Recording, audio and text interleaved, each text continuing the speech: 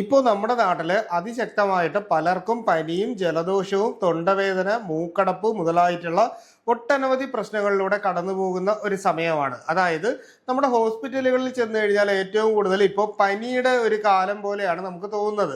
അപ്പോൾ ഈ പറഞ്ഞ പ്രശ്നം നമുക്ക് എങ്ങനെ വരാതിരിക്കാം, അതായത് ഇതിനുള്ള പ്രതിരോധമായിട്ട് നമുക്ക് വീട്ടിൽ എന്ത് ചെയ്യാം, അതുപോലെ തന്നെ പനിയും ചെറിയ ജലദോഷവും തൊണ്ടവേദന മൂക്കടപ്പ് മുതലായിട്ടുള്ള പ്രശ്നങ്ങൾ ഉണ്ടെങ്കിൽ തന്നെ നമുക്കതിനെ തുടക്കത്തിൽ തന്നെ വീട്ടിൽ എങ്ങനെ പരിഹരിക്കാം മുതലായിട്ടുള്ള കാര്യങ്ങളാണ് ഇന്നത്തെ എപ്പിസോഡിൽ പറയുന്നത്.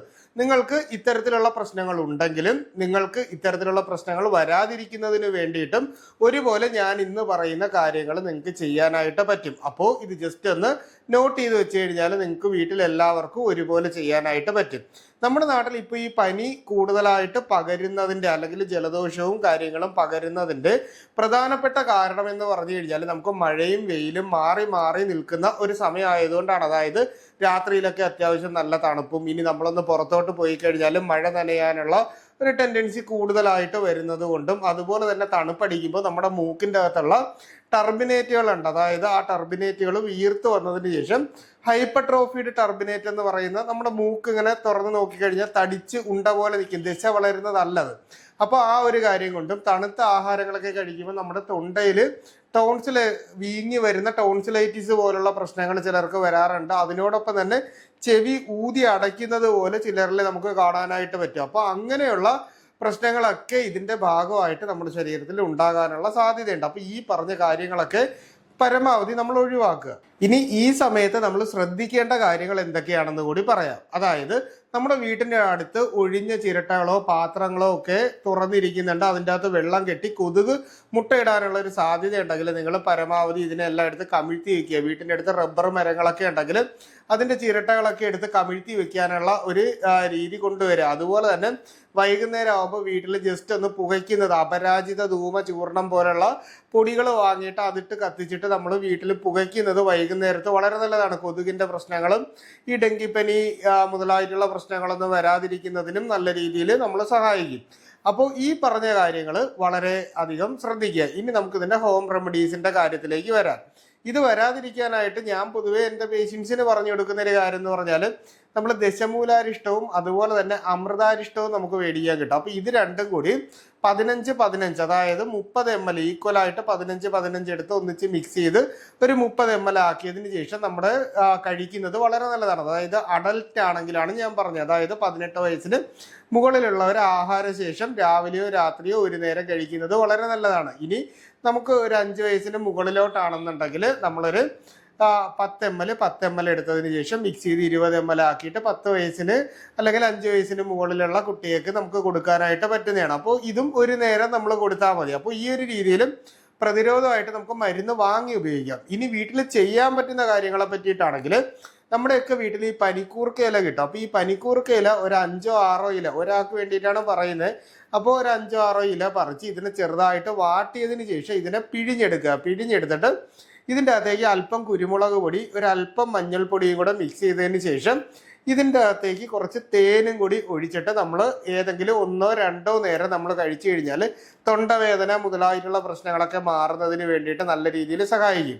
ഇനി ഇതുപോലെ തന്നെ നമുക്ക് ചെയ്യാൻ പറ്റുന്ന ഒരു കാര്യം എന്ന് പറഞ്ഞാൽ തലവേദന ശക്തമായിട്ടുണ്ടെങ്കിൽ ഈ പനിക്കൂർക്ക ഇല തന്നെ നമുക്ക് നന്നായിട്ട് അരച്ചതിന് ശേഷം നമ്മുടെ ഈ നെറ്റിയുടെ ഈ ഒരു ഭാഗത്ത് ഇട്ട് കൊടുക്കുന്നത് വളരെ നല്ലതാണ്. അപ്പോൾ ഈ പറയുന്ന രീതിയിൽ തലവേദന മാറാനായിട്ട് ഇത് വളരെയേറെ സഹായിക്കും. ഇനി അടുത്തതായിട്ട് നമുക്ക് തൊണ്ടയിൽ ചെറിയ പ്രശ്നങ്ങളുണ്ടെങ്കിൽ ഉപ്പിട്ട് തിളപ്പിച്ച വെള്ളം കൊണ്ട് കവിൾ കൊള്ളുന്നത് ഈ സമയത്ത് നല്ലതാണ്. അതുപോലെ തന്നെ വൈകുന്നേരം ചായ കുടി ഒന്ന് മാറ്റി വെച്ചതിന് ശേഷം നമ്മൾ ചെയ്യാനുള്ളതെന്ന് പറഞ്ഞു കഴിഞ്ഞാൽ നമ്മൾ ഈ പറഞ്ഞതുപോലെ തന്നെ നമ്മൾ പണ്ട് ചുക്ക് കാപ്പി ഇട്ട് കുടിക്കില്ലേ, അതായത് ചുക്ക്, മുളക്, തിപ്പലി, അതായത് കുരുമുളകാണ്, ഇത് മൂന്നും കൂടി ചേർന്നിട്ടുള്ള മിശ്രിതം നമുക്ക് എടുക്കുക. അതിൻ്റെ അകത്തേക്ക് ഒന്നുകിൽ പനിക്കൂർക്ക ഇലയോ അല്ലെങ്കിൽ കുറച്ച് തുളസി ഇലയോ ഇല്ലെങ്കിൽ ആടലോടകത്തിൻ്റെ ഇലയോ, ഇവ മൂന്നും കൂടി ചെറിയ അളവിൽ ചതച്ചിട്ടാലും വേറെ പ്രശ്നങ്ങളൊന്നുമില്ല. ഇട്ട് നന്നായിട്ട് നമ്മൾ ഒന്ന് വേവിച്ച് വെന്ത് അത് പകുതിയായിട്ട് വറ്റി കഴിയുമ്പോഴേക്ക് ഇതിൻ്റെ അകത്ത് അല്പം കരിപ്പട്ടി കൂടി ചേർത്തതിന് ശേഷം നമ്മളിത് ഉപയോഗിക്കുകയാണ്. അതായത് വൈകുന്നേരം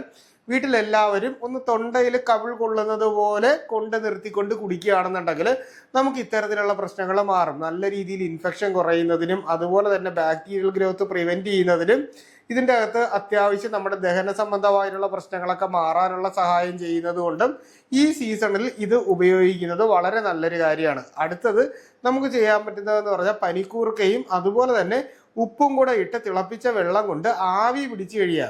ഇപ്പോൾ പനിക്കൂർക്ക വീട്ടിലില്ലെങ്കിൽ തുളസി ഇലയും ഉപ്പും കൂടി ഇട്ട് തിളപ്പിച്ച വെള്ളം കൊണ്ട് ആവി പിടിച്ചു കഴിഞ്ഞാൽ നമുക്ക് ഈ മൂക്കടപ്പ്, ഹൈപ്പർട്രോഫിയുടെ ടർബിനേറ്റ്, അതുപോലെ തന്നെ നമ്മുടെ മൂക്കിൽ ഈ പറയുന്ന മൂക്കടപ്പ് മുതലായിട്ടുള്ള പ്രശ്നങ്ങൾ, മൂക്കൊലിപ്പ് മുതലായിട്ടുള്ള പ്രശ്നങ്ങളൊക്കെ നല്ല രീതിയിൽ നമുക്ക് കുറച്ച് നിർത്താനായിട്ട് പറ്റും. ഇനി ഇതൊന്നും നമുക്ക് വീട്ടിൽ ചെയ്യാനുള്ള ഒരു സാഹചര്യം ഇല്ല, എന്തെങ്കിലും ഈസി ആയിട്ട് നമുക്ക് ഉപയോഗിക്കാൻ പറ്റുന്ന മരുന്നുകൾ ഉണ്ടോ എന്ന് അന്വേഷിക്കുന്ന പലരും കാണും. സാധാരണ താലീസ പത്രാതി ചൂർണം എന്ന് പറയുന്ന ഒരു പൊടി നമുക്ക് കിട്ടും. അപ്പോൾ ഇത് വാങ്ങിയതിന് ശേഷം 1/2 ടീസ്പൂൺ വെച്ചിട്ട് നാവിൽ അലിയിച്ച് കഴിക്കുന്നത് എപ്പോഴും നമ്മുടെ ഈ തൊണ്ട റിലേറ്റ് ചെയ്തിട്ടുള്ള പ്രശ്നങ്ങൾ കുറയുന്നതിന് വേണ്ടിയിട്ട് സഹായിക്കും. എന്നാൽ നമുക്ക് അലർജി പ്രശ്നങ്ങളും മൂക്കൊലിപ്പും മറ്റു കാര്യങ്ങളും ആണെങ്കിൽ ഹരിദ്രാകാണ്ഡം എന്ന് പറയുന്നൊരു മെഡിസിൻ ഉണ്ട്. അപ്പോൾ ഇത് നമ്മൾ ഹരിദ്രാകാണ്ഡം വാങ്ങി 1/2 ടീസ്പൂൺ വെച്ചിട്ട് രാവിലെയോ രാത്രിയോ ആഹാരത്തിന് ശേഷം വായിൽ അലിയിച്ച് കഴിക്കുന്നത് അലർജി സംബന്ധമായിട്ടുള്ള പ്രശ്നങ്ങൾ നല്ല രീതിയിൽ കുറയുന്നതിന് വേണ്ടിയിട്ട് സഹായിക്കും. ഇനി ഈ സമയത്ത് നമ്മൾ ശ്രദ്ധിക്കേണ്ട കാര്യങ്ങൾ, ഒന്ന്, നമ്മൾ പരമാവധി ചൂടുവെള്ളത്തിൽ കുളിക്കാനായിട്ട് ശ്രമിക്കുക. ഇനി കുളിച്ച് ഇറങ്ങിക്കഴിഞ്ഞാൽ തലയിൽ നമ്മുടെ ഈ ഒരു ഭാഗത്തും നമ്മുടെ കഴുത്തിൻ്റെ പുറകിലുമായിട്ട് അത്യാവശ്യം രാസ്നാദിപ്പൊടി ചെറിയ രീതിയിൽ നമ്മൾ തടകുന്നത് എപ്പോഴും നമുക്ക് തലനീരിറക്കം പോലുള്ള പ്രശ്നങ്ങളും കഫജന്യമായിട്ടുള്ള രോഗങ്ങൾ കുറയുന്നതിന് വേണ്ടിയിട്ടും നല്ല രീതിയിൽ സഹായിക്കും. അപ്പോൾ ഈ പറഞ്ഞ കാര്യങ്ങൾ നമ്മുടെ വീട്ടിൽ വളരെ കൃത്യമായിട്ട് നമ്മൾ ചെയ്തു നോക്കുക. അതിനോടൊപ്പം തന്നെ നിങ്ങൾ ചെയ്യാനുള്ള കാര്യം എന്ന് പറഞ്ഞാൽ, ഇപ്പോൾ നമ്മൾ തണുത്ത ആഹാരങ്ങൾ പരമാവധി ഒഴിവാക്കേണ്ട സമയമാണ്.